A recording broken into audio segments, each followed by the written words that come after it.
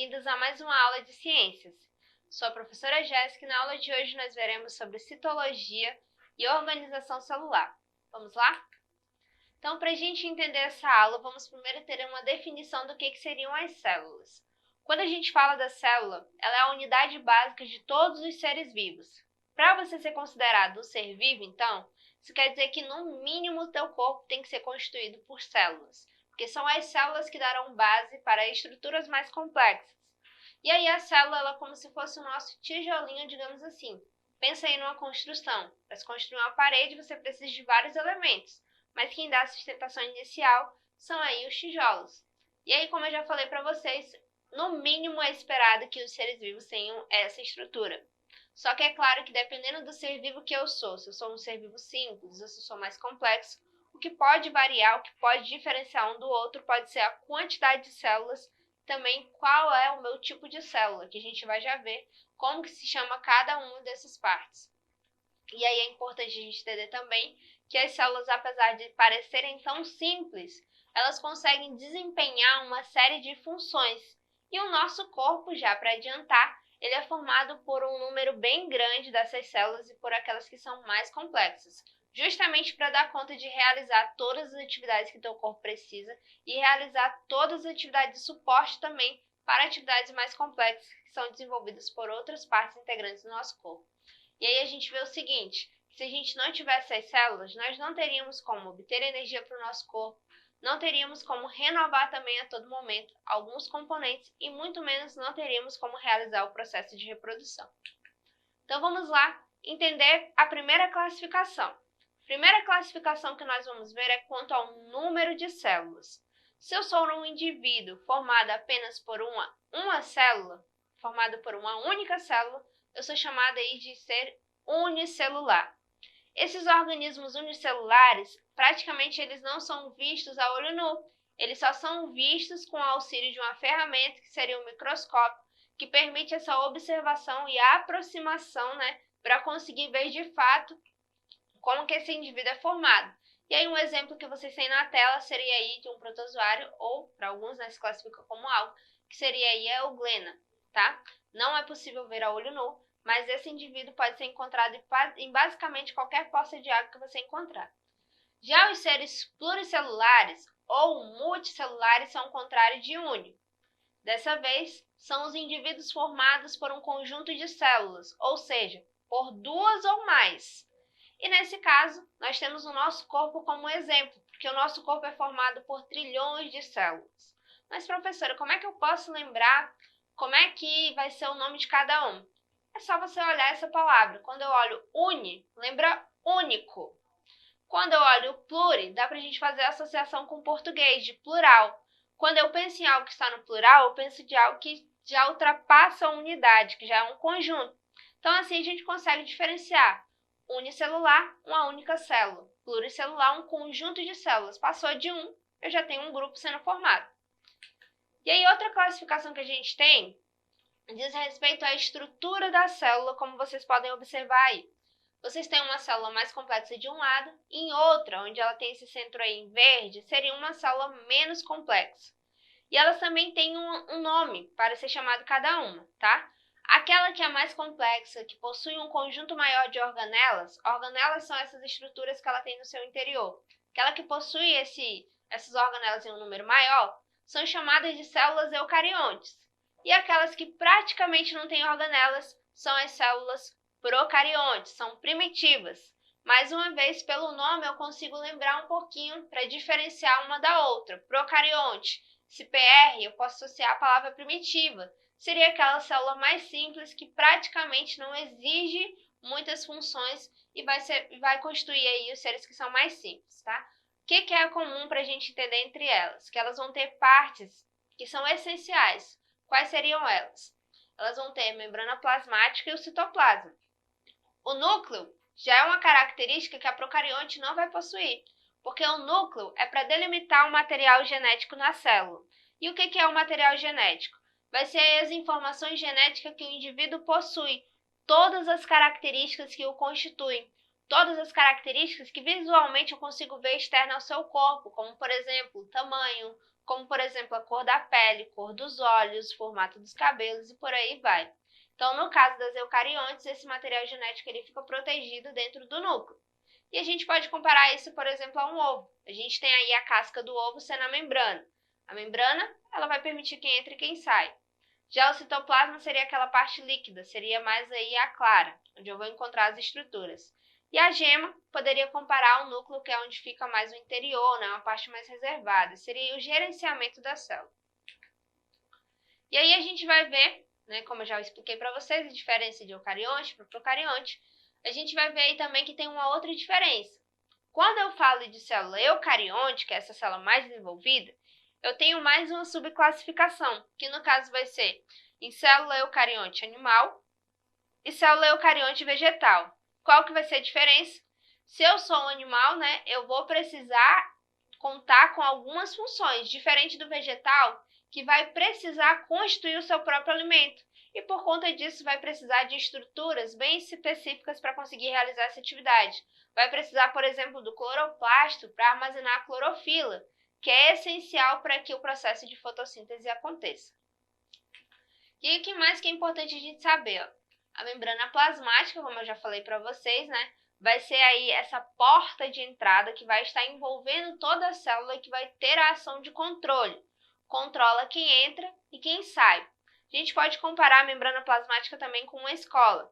A membrana plasmática poderia ser o porteiro, aquele rapaz ou aquela moça que fica no portão controlando. Você pode entrar, você pode sair, em que horário isso vai acontecer, para garantir justamente as atividades do meio interno acontecendo como devem ser.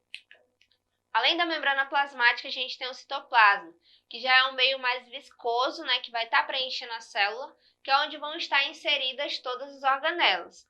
Mais uma vez, comparando a escola, eu tenho lá o porteiro e o portão controlando quem entra e quem sai. Quem seria o citoplasma?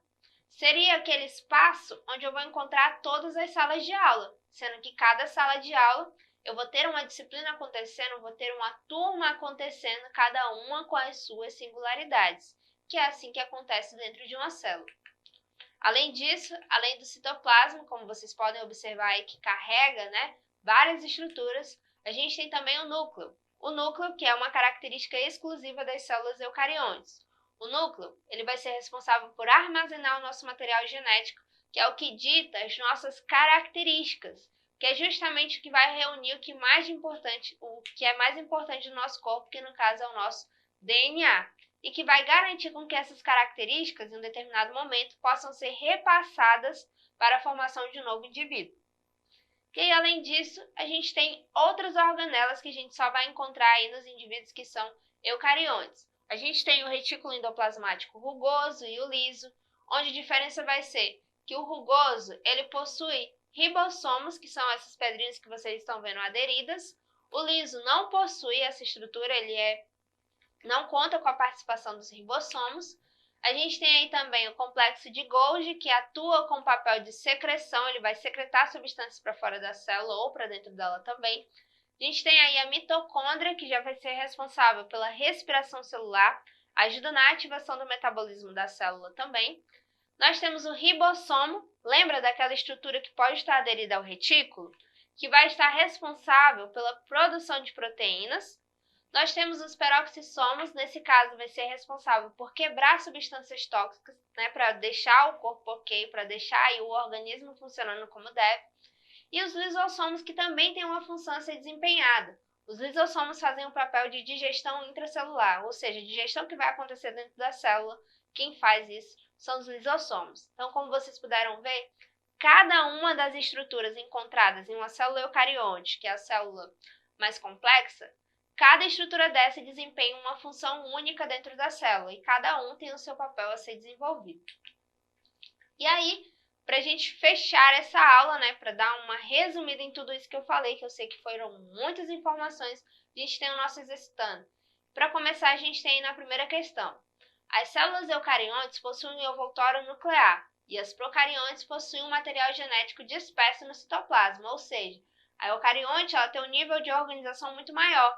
Já as procariontes, por serem simples, não possuem estrutura do núcleo e por isso o material genético fica ali, jogado.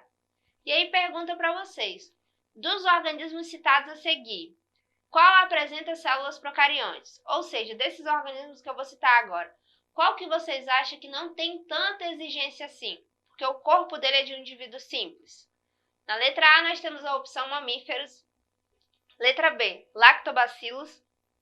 Letra C, fungos. E na letra D, levedura. Qual a alternativa é a verdadeira?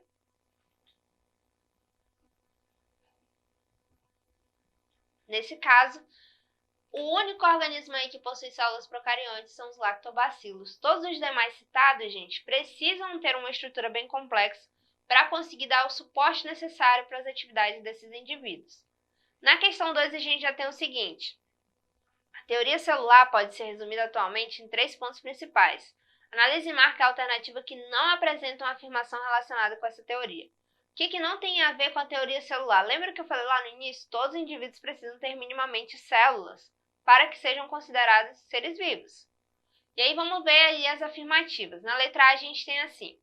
Todos os seres vivos são formados por uma ou mais células. Na letra B, todas as células são formadas por membrana, citoplasma e núcleo. Letra C, as células são as unidades funcionais dos organismos vivos. E na letra D, uma célula só pode se originar de outra existente. Qual dessas, gente? Não tem nada a ver com essa teoria. E aí? Nesse caso, a única que não tem relação vai ser aí a letra B. Todas as células são formadas por membrana, citoplasma e núcleo. Lembra do que eu tanto enfatizei para vocês? Quando eu falo de célula procarionte, que é uma célula primitiva, ela não possui a estrutura do núcleo, somente as células eucariontes. Seguindo na questão 3. Costuma-se dizer que as células são formadas por membrana, citoplasma e núcleo. Entretanto, não são todas que apresentam um núcleo definido e delimitado por membrana nuclear. Baseando-se nisso, o mais correto seria afirmar que todas as células possuem membrana, citoplasma e material genético. As células que apresentam um núcleo definido são chamadas de... E aí? Essas eu já estou repetindo várias vezes. Na letra A, a gente tem a opção autotróficas, letra B, heterotróficas, letra C, eucarióticas e na letra D, procarióticas. Qual é a afirmativa verdadeira?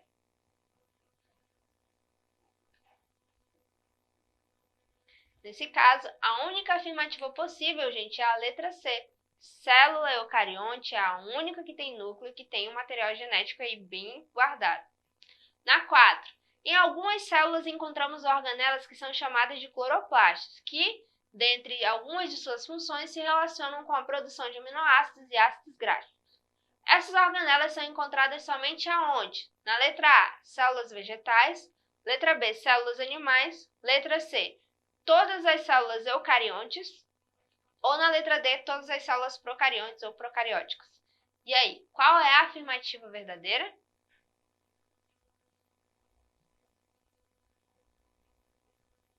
Nesse caso, gente, quando a gente tem aí a questão das procariontes, lembre-se que somente os vegetais vão possuir essa característica. E que as células vegetais, antes de tudo, são células eucariontes. A gente não pode esquecer dessa subdivisão, né? Célula eucarionte pode ser classificada como célula eucarionte do tipo animal ou do tipo vegetal. Depende das necessidades que aquele indivíduo precisa para ser atendido. Então essa foi a nossa aula de hoje. Vocês podem acessá-la mais vezes lá na plataforma Eduque. Até a próxima aula!